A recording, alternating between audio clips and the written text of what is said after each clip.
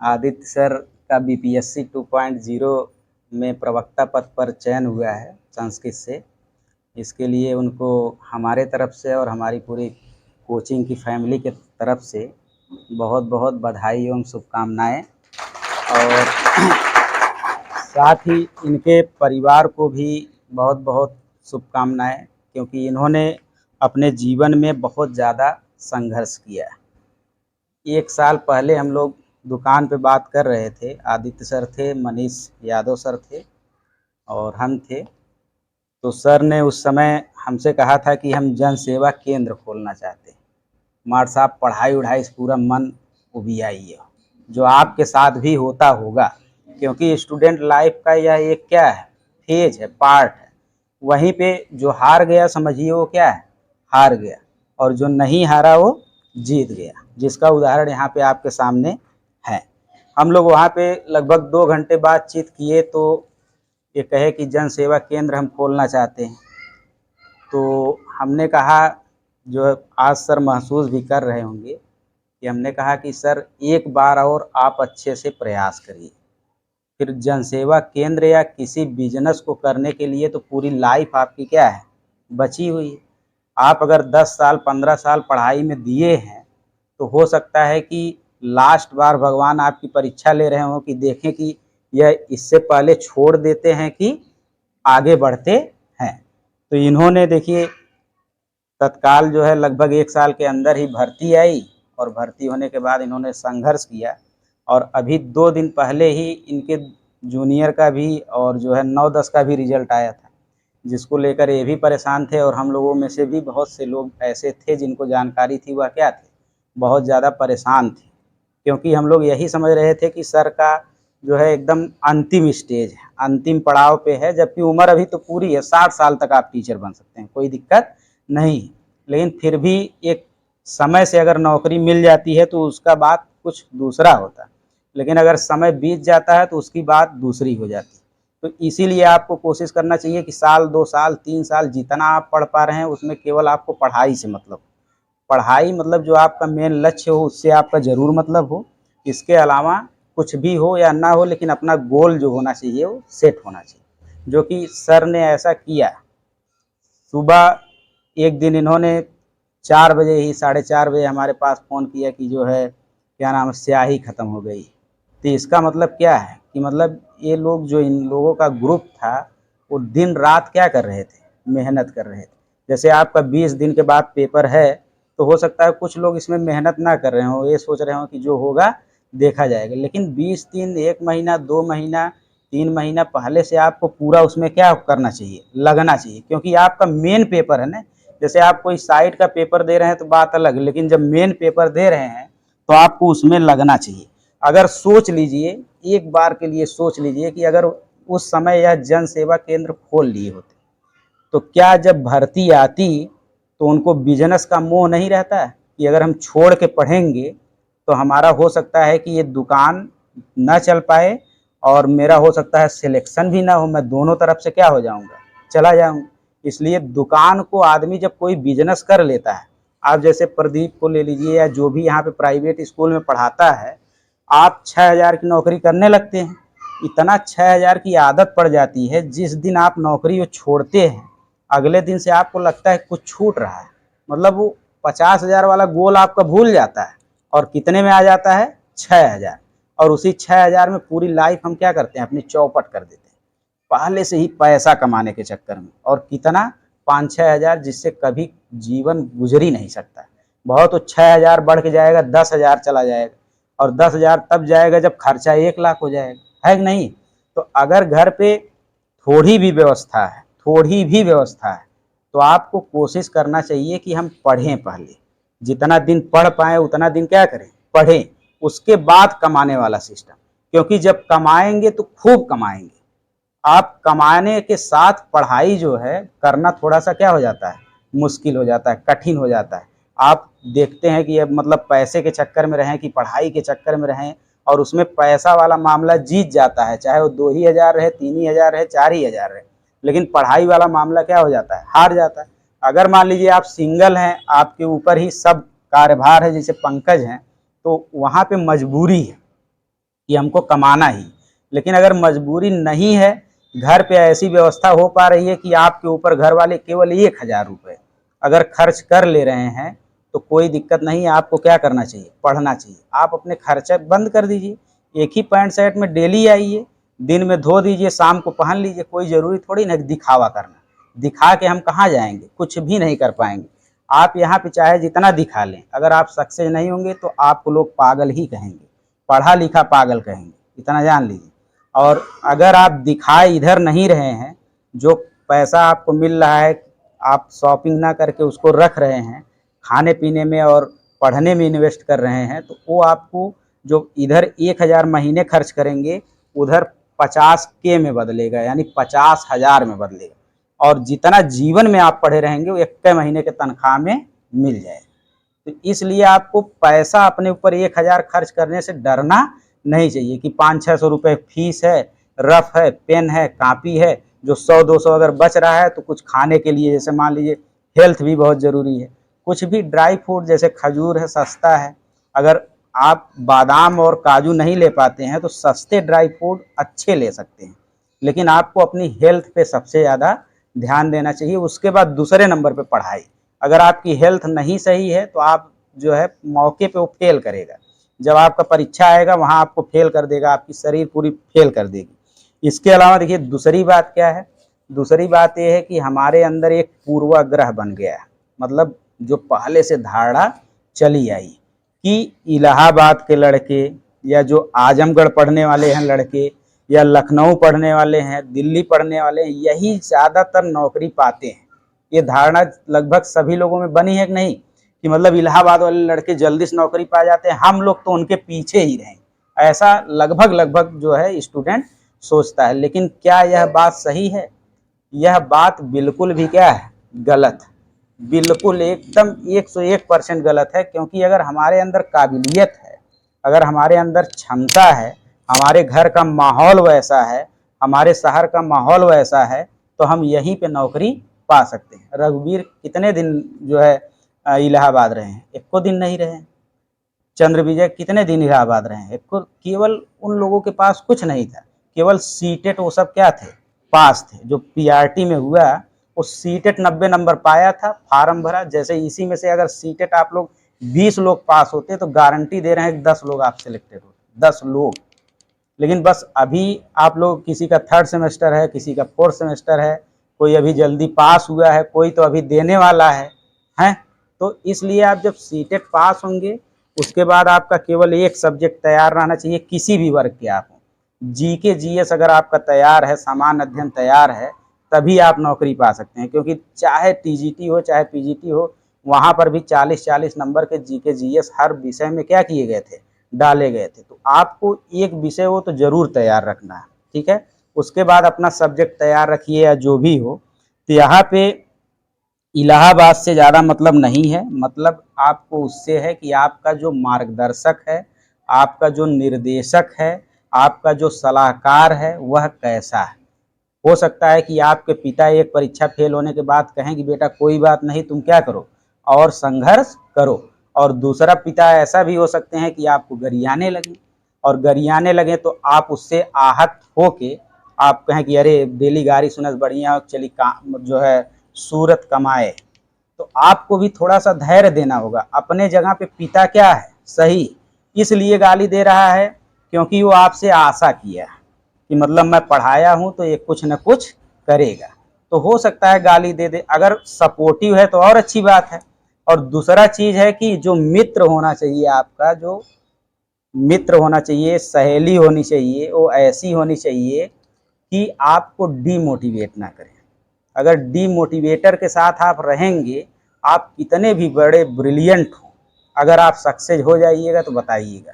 अगर किसी भी नकारात्मक लड़के के साथ या किसी भी नकारात्मक लड़की के साथ, चाहे वो भाई हो या कोई भी हो, अगर उसकी बात आप मान ले रहे हैं, कोई जैसे आप बीएड किए हैं, अगर बीटीसी बाई चांस आपके मन में आ रहा है कि मुझे कर लेना चाहिए और आपका भाई कह दे रहा है नहीं जाने दो मत करो, या इस तरीके से कुछ अगर आपका मन कर रहा है तो आपको क्या करना चाहिए? करना चाहिए।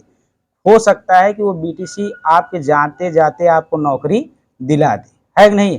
हो सकता है कोई बीटीसी वाला हो बीएड करना चाहता हो तो उसको भी बीएड क्या करना चाहिए, कर लेना चाहिए। अगर बीएड वाला बीटीसी कर ले, बीटीसी वाला बीएड कर ले तो सारा खेल खत्म हो जाएगा। नहीं, एक से लेकर प्रवक्ता तक सबको देखिए, जिसके अंदर जितनी काबिलियत है वो पाएगा। जैसे बीएड को बाहर किया गया तो बीएड वाले लगभग 80% लोग बीटीसी 2 साल के अंदर कर लेंगे। 2 साल बाद तो सब क्या हो जाएगा, बराबर हो जाएगा। फिर वो तो जो बीएड था वो बीटीसी बन के आएगा ना, लेकिन आएगा जरूर, क्योंकि वो 5 साल पिछला क्या किया है, बर्बाद किया है सुपर टेट की तैयारी में। जो बहुत बड़ा मूर्ख होगा वही नहीं आएगा, नहीं तो 50,000 खर्च करेगा और उसके अंदर इतनी काबिलियत है कि 1 वैकेंसी चाहिए और कभी भी प्राइमरी विद्यालय खत्म नहीं हो सकता। चाहे बच्चे नहीं जाएंगे तब भी उसमें टीचर रहेंगे, एकदम एकदम 101%। क्योंकि प्राइमरी के शिक्षक केवल पढ़ाते ही नहीं हैं, बल्कि उसके अलावा बहुत काम ऐसे हैं, जैसे राशन बंटवाने का काम भी कौन करता है, प्राइमरी का टीचर ही। जनगणना करने का काम कौन करता है, प्राइमरी का टीचर ही। इसके अलावा चुनाव करवाने का कौन काम करता है, प्राइमरी का टीचर। प्राइमरी कभी खत्म नहीं हो सकती। जैसे कोई आपका दोस्त अगर कह रहा है कि अरे प्राइमरी में भर्ती ना आई, अब 5 साल भर्ती ना आई, वही आपका डिमोटिवेटर है, जो चाह रहा है कि आज जैसे मैं घूम रहा हूँ वैसे ये भी क्या करे, घूमे। उसी से आपको बचना है। अगर उससे बच जाएंगे, जैसे यहाँ पे क्या 50 से 60 लोग बीटीसी बीएड होंगे, हजारों लोग होंगे, लेकिन एक्टिव कितने लोग हैं, यही जो 40-50 लोग हैं वह क्या है, एकदम एक्टिव। बाकी जो 950 हैं वही परीक्षा आने के बाद तैयारी। सोच लीजिए कि कितना, मतलब कितनी बार पेपर दिए होंगे, कितनी परीक्षाओं में असफलता मिली होगी, तब जाके कहीं एक परीक्षा में क्या हुआ होगा, सफल आदमी होता है। जैसे कल ही हम अपनी पत्नी से बताए तो कहने लगी कि इनका जो बेटा है यह इनके लिए बहुत ज़्यादा भाग्यमानी है, मतलब लकी है, ठीक है। और यह हम भी मानते हैं, क्योंकि उससे पहले एक कम से कम 100 पेपर दिए होंगे, 100 पेपर, लेकिन वहाँ पे सफलता नहीं मिली। तो आप यह कह सकते हैं कि हम लोगों के संपर्क में रहने से, या जो है 99% तो इनका मेहनत ही है, लेकिन 1% रोल इनके बच्चे और हम लोगों का भी उसमें है। आप ये नहीं नकार सकते कि बिना मेहनत के कोई नहीं हो सकता या उसके कारण हो सकता है, ऐसा नहीं। लेकिन हाँ, ये कह सकते हैं कि 1% ऐसा होता है सही चीज़, मतलब सही चीज़। तो और एक बात है, जैसे मान लीजिए आपको कई बार पहले तो मैं कहता था कि एक ही ट्रैक बना के चलिए, दूसरे पेपर को दे मत दीजिए। लेकिन अब उस जो रूल को थोड़ा सा क्या किया गया है, चेंज, कि मतलब आप हर पेपर को दीजिए। अब चाहे आरओ का हो, चाहे रेलवे का हो, चाहे कोई पेपर आए उसको मन से दीजिए, लेकिन लक्ष्य आपका सिंगल ही होना चाहिए। अगर लक्ष्य आपका जैसे शिक्षक बनना है तो लक्ष्य आप शिक्षक ही रखिए। लेकिन अब रेलवे आप क्यों देंगे, रेलवे क्यों देंगे, इसलिए देंगे कि आपका उसमें साइंस आएगा, मैथ आएगा और रीजनिंग आएगा। तो कुछ नहीं तो कम से कम आपका साइंस, मैथ और रीजनिंग उसी बहाने क्या हो जाएगा, तैयार हो जाएगा। आप आरओ क्यों देंगे, आरओ इसलिए देंगे क्योंकि उसमें हिंदी आएगा और जीके जीएस आएगा। तो उसी आरओ के बहाने आपका हिंदी और जीके जीएस क्या हो जाएगा, तैयार हो जाएगा। इसलिए आपको हर पेपर दीजिए। लेकिन पेपर देखिए, हम लोगों में कमी क्या होती है कि अगर आरओ भर दिए हैं तो आरओ निकाल ही लेंगे, ऐसा नहीं होता है।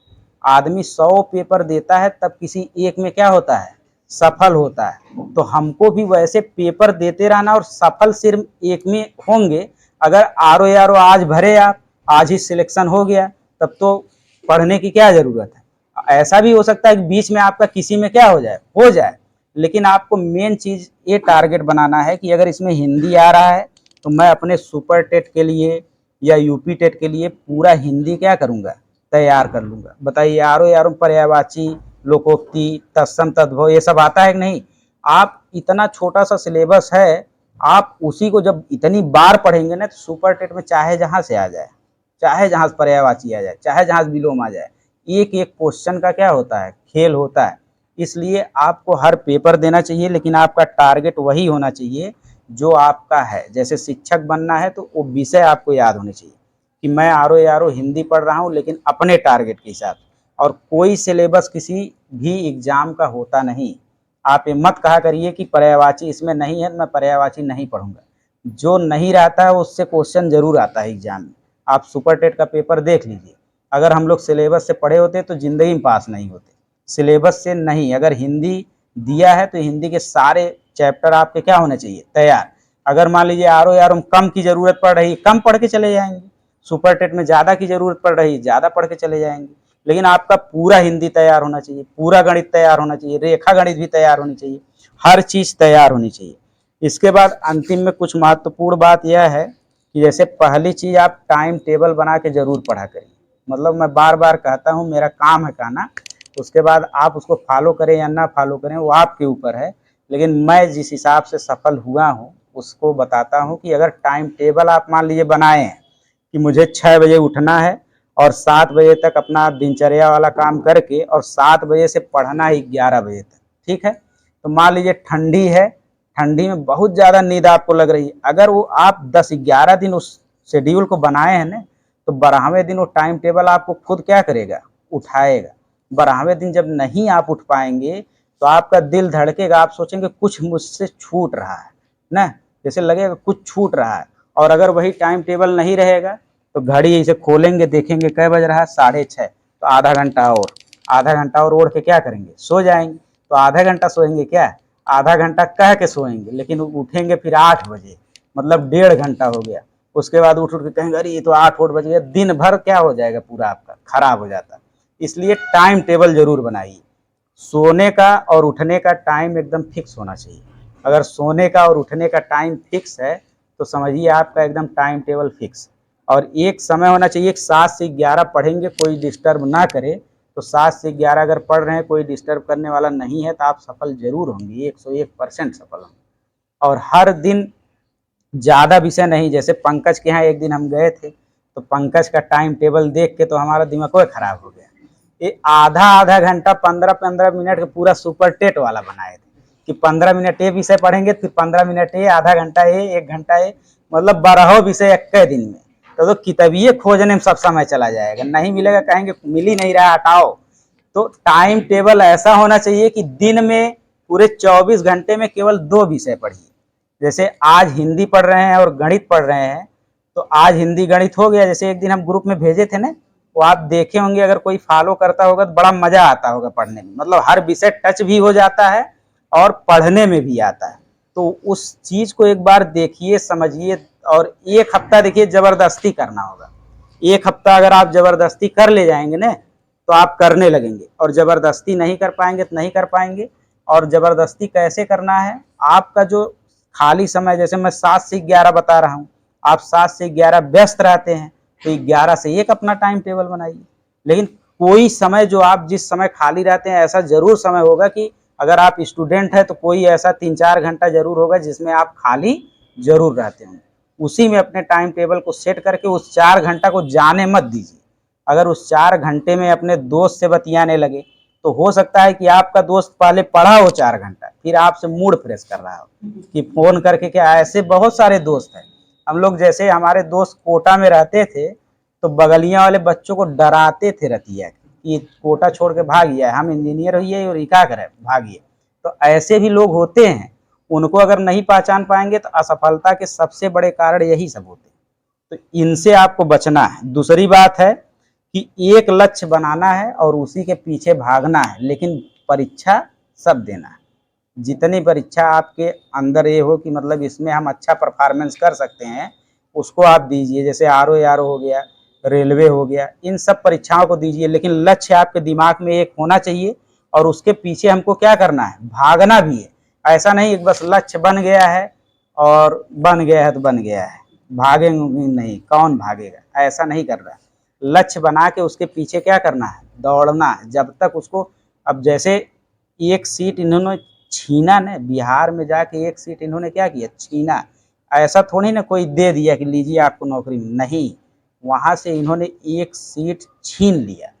और जब तक आप उस चीज के पीछे दौड़ेंगे नहीं, तब तक आप एक सीट छीन नहीं पाएंगे। तो इसलिए आपको इतनी मेहनत करनी है, क्योंकि आप स्टूडेंट हैं, आपका काम ही क्या है, आपका काम केवल पढ़ना ही है। तो आपको पढ़ना ही है जब तक सफल ना हो जाइए। जैसे अभी हम अर्चना यादव का एक लगाए थे ना, तो अर्चना यादव जो लड़की है वो शादीशुदा है, एकदम फ्रस्ट्रेटेड और बहुत कमजोर लड़की थी। जब हम लोग पढ़ा रहे थे उसको, तो बहुत फ्रस्ट्रेटेड और उसको कुछ नहीं आता था, लेकिन जो नहीं आता था उसमें उलझने वाली लड़की थी कि काहे आ नहीं रहा है इसको, मुझको चाहे जैसे आना चाहिए। और देखिए जिसके ऊपर एकदम विश्वास नहीं रहता है कि ये नौकरी पा जाएगी, मतलब उसको हम लोग एकदम कमजोर मानते थे।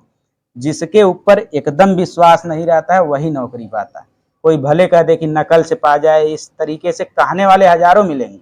चाहे जो नौकरी ये भी पाए होंगे तो जो अगल बगल या जो इनके थोड़े से मतलब दुश्मनी के भाव रखते होंगे वो कहेंगे, उनका काम है, वो तुरंत क्या कहेंगे, उनको कुछ मिलेगा ही नहीं, क्या मिलेगा। हम ही हैं, हमको तो हमारे जो परम मित्र थे एकदम, जिसके साथ हम 24 घंटा रहते थे, वो भी दूसरों से कह दिए थे। और कुछ तो हमारे समन्वय जब हम लोग जिला आवंटन करवा रहे थे तो उसमें कुछ कहे कि पेपरवा मिल ही रहा का, या कितना घंटा पहले मिला रहा। हम कहे ठीक है, अगर पेपरवा हमको मिल गया था, आपके अंदर गट्स है तो आप भी क्या करिए, लाइए पेपरवा, क्या दिक्कत है, चाहे जैसे नौकरी पाइए। तो किसी भी परीक्षा में देखिए फेल हो जाते हैं हम लोग तो हताश हो जाते हैं। जैसे आर ओ का बहुत से लोग इसमें पेपर भरे होंगे और पेपर देने के बाद जब नाम उम नहीं आएगा तो हताश हो जाएंगे। तो वही मैं बार बार कह रहा हूँ कि आप पेपर सीखने के लिए दे रहे हैं, उन सब्जेक्ट को केवल क्या करने के लिए, तैयार करने के लिए दे रहे हैं। पास हो जाए तो और अच्छी बात है, लेकिन अगर नहीं हो रहे हैं तो कोई दिक्कत नहीं। आपको 1% टेंशन नहीं लेना चाहिए और उसके दुगने स्पीड से। अगर एक पेपर में असफल हुए, 2 पेपर में असफल हुए, 10 पेपर में असफल हुए, अगर 10वें तक आके रुक गए होते तो आज यहाँ पे होते नहीं होते। तो वही चीज़ है कि आप ये तो कतई मत मानिए कि मैं फेल हो गया, आप ये माना करिए कि मैंने अपना 100% नहीं दे पाया, कुछ कमी रह गई, अब की वाले में दूंगा। ऐसे ही करते करते एक दिन आप नौकरी जरूर पा जाएंगे। कोई भी कितना भी ब्रिलियंट हो, कितना भी तेज हो, पढ़ने में एकदम ब्रिलियंट हो, उससे तेज कोई ना हो, अगर रेगुलर वो मेहनत नहीं कर रहा है तो वह सक्सेस नहीं होगा।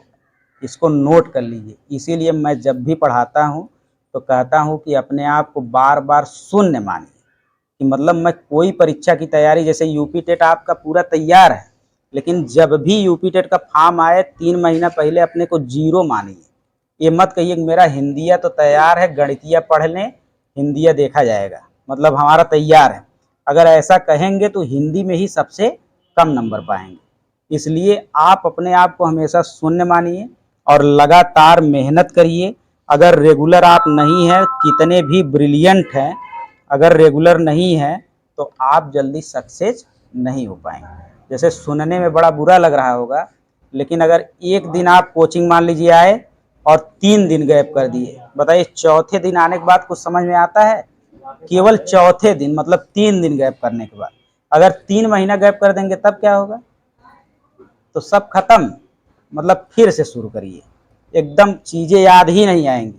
क्योंकि शिक्षा एक सतत और धीरे धीरे चलने वाली प्रक्रिया है। अगर इसमें आप कूदे या बहुत तेज चलने के चक्कर में आए तो गड़बड़ा जाता है सब। तो स्किनर ने कहा है ना कि शिक्षा बहुत धीरे धीरे चलने वाली प्रक्रिया है। इसको धीरे धीरे अपने अंदर जो है क्या करना चाहिए, बढ़ाना चाहिए। और केवल अच्छे मार्गदर्शक, अच्छे दोस्त, अच्छे शिक्षक के ही संपर्क में सक्सेस होने के लिए रहना चाहिए। और अंतिम में फिर एक बार वही कि मतलब अपने ऊपर कम से कम 1000 रुपये पढ़ाई में खर्च करिए। ठीक है, जैसे कापी है, कलम है। कभी कभी क्या होता है कि अगर रफ की ज़रूरत हमें है तो हम रफ नहीं खरीदते हैं, कोई घर में पेपर ओपर फेंका है उसी पर लगाने लगते हैं। ऐसा मत करिए। अगर आप पढ़ाई में अपने लिए 1000 रुपये नहीं खर्च कर पाएंगे तो 50,000 की कल्पना आप जिंदगी में नहीं कर सकते। अगर आपका गोल बड़ा है तो खर्च से आपको नहीं डरना है। आप लोग को मतलब बिलरियागंज में समझ लिए हम यहाँ पे मिल गए, आदित्य सर आपको संस्कृत पढ़ा रहे थे, या इस तरीके से जल्दी किसी मार्केट में कोई मिलता उलता नहीं है। अगर कोई अच्छा शिक्षक जैसे हम ही हैं, ये सुनाई दे रहा है बीएड वालों की नौकरी चली जाएगी, जो 69,000 में हुई है उनकी नौकरी चली जाएगी, तो नौकरी चली जाएगी। आप ही लोगों के मतलब योगदान से इतनी एबिलिटी अब आ गई है कि अगर 50,000 की नौकरी जाएगी तो 1.5 लाख कमाने की क्षमता रखते हैं। केवल इलाहाबाद में जाके 4 कोचिंग पकड़ना है, एक कोचिंग कम से कम 25,000 रुपया देगा। और अगर पढ़ाते पढ़ाते आप सक्सेस हो गए तो वहाँ पे करोड़ों रुपए का पैकेज देते हैं कि मेरे यहाँ 3 साल रहिए, 1 करोड़ लीजिए। जानते हैं कि नहीं? तो कोई दिक्कत नहीं, नौकरी आए जाए अपने अंदर वो काबिलियत लाइए कि हम कुछ कर सकें।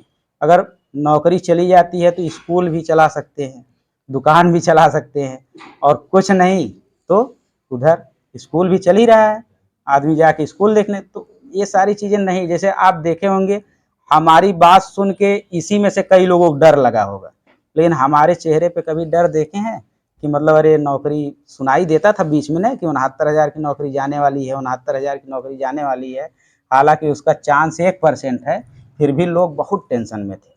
अभी बीआरसी पे हम लोग गए थे ट्रेनिंग करने, उसमें सब चर्चा कर रहे थे, इतने ज़्यादा स्ट्रेस में थे कि कहने वाली बात नहीं। उससे हम कहे यार चला इलाहाबाद हमारे साथ कोचिंग पढ़ाए, एकदम तत्तनी शांत। तो ऐसे बच्चे हैं, क्योंकि बहुत मेहनत करके नौकरी पाए हैं ना, वैसे तो पाए नहीं है। तो अगर चली जाएगी तो तकलीफ तो होगा ही, लेकिन उसका दूसरा विकल्प आपको ढूंढना है ना। ऐसा तो है नहीं कि डायरेक्ट लाओ पंखा पे जो है रसरी बांधा और तुरंत फांसी लगाए काम खत्म, तो ऐसा नहीं करना है। तो ये चीज़ आप ज़रूर याद रखिए कि अपने ऊपर कुछ पढ़ाई में, बाकी पहनने ओढ़ने में जो आपको करना है करिए, लेकिन पढ़ाई में भी कुछ खर्च अपने ऊपर करिए। एक लिमिट बना लीजिए कि इतना हम करेंगे तो हमको तकलीफ नहीं होगी। कुछ लोगों को तकलीफ होती है कि 500 की अब व्यवस्था कहाँ से की जाए न, 600 की व्यवस्था कहाँ से की जाए, कापी लेना है, एक किताब लेना है। किताब उताब लेने से पहले आप एको बार मत सोचिए। अगर 1,000 आप महीने में बनाए हैं तो 12,000 आपका है ना। अगर पहले महीने में 1200 खर्च हुआ, दूसरे में 800 खर्च करिए, लेकिन किताब जरूर लीजिए। अगर किताबियाँ नहीं लेंगे तो पास कैसे होंगे? यूट्यूब वूट्यूब का सहारा एकदम अंत में लेना चाहिए, लेकिन हम लोग क्या एकदम आसान है, तुरंत ऐसे सर्च करेंगे। गूगल पे अगर किसी चीज़ को खोजना है, नहीं मिल रहा है वो बात अलग है, लेकिन हमेशा मोबाइल में देखना, वो दिमाग में वो चीज़ें जाती नहीं है। देखिए जैसे कोई क्वेश्चन आप करते हैं, कथन कारक पढ़ेंगे, उत्तर नहीं लिखा रहेगा, दिमाग पे जोर जाता है ना कि कैसे इसका उत्तर आए। जब गलत होता है तो बड़ा तकलीफ होता है। और यूट्यूब पे क्या होता है, यूट्यूब पे पूरा लिखा लिखाया आता है टीवी में, डिजिटल बोर्ड में, और तुरंत ऐसे बताता है ये प्रश्न है और यह क्या है उत्तर। दिमाग चल पाता है नहीं, तब परीक्षा में जाके लगता है कि मैं तो कुछ पढ़ा ही नहीं था या पढ़ी ही नहीं थी, कहाँ से सब आ गया। लेकिन आया उसी में से है, जो यूट्यूब पे पढ़ा रहा था उसमें से भी, जो यहाँ पे पढ़ाया जा रहा था उसमें से भी, लेकिन हमने अपने दिमाग का प्रयोग नहीं किया। बस हमें लगा कि सब सही है, सब आ रहा है, चल रहा है, सब सही। तो दिमाग का प्रयोग करिए। और जितने भी लोग बैठे हैं, हम लोग आशा करते हैं कि आज नहीं तो कल भावी शिक्षक सब लोग समझ लीजिए यहाँ पे हैं, और हम लोग आशा भी करते हैं, हम आदित्य सर या जो भी हैं, कि आप लोग एक दिन ज़रूर शिक्षक बन जाएंगे अगर मेहनत करेंगे। इसी के साथ मैं अपनी बाड़ी को विराम देके और सर को स्टेज पे बुलाना चाहता हूँ।